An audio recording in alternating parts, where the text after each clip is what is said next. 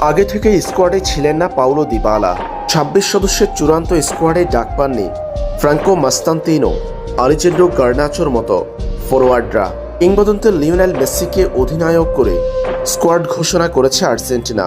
গত কিছুদিন ইনজুরি নিয়ে শঙ্কায় থাকলেও শেষ পর্যন্ত আর্জেন্টিনার চূড়ান্ত স্কোয়াডে ডাক পেয়েছেন নিকো পাচ।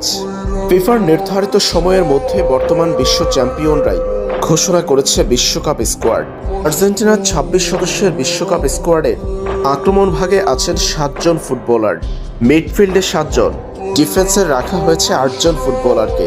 ২০২৬ ফুটবল বিশ্বকাপ হতে যাচ্ছে আর্জেন্টিনার শিরোপা ধরে রাখার অভিযান। বর্তমান বিশ্ব চ্যাম্পিয়নদের বিশ্বকাপ স্কোয়াডের গোলরক্ষকরা হলেন Juan Musso, Geronimo Rulli, Emiliano Martinez. ডিফেন্ডারদের মধ্যে আছেন Leandro Balerdi, Nicolas Tagliafico, Gonzalo Montiel, Lisandro Martinez, Cristian Romero, Nicolas Otamendi, Facundo Medina এবং নাহুয়েল মলিনা। আর্জেন্টিনার মিডফিল্ডে আছেন Leandro Paredes, Rodrigo De Paul, Valentin Barco,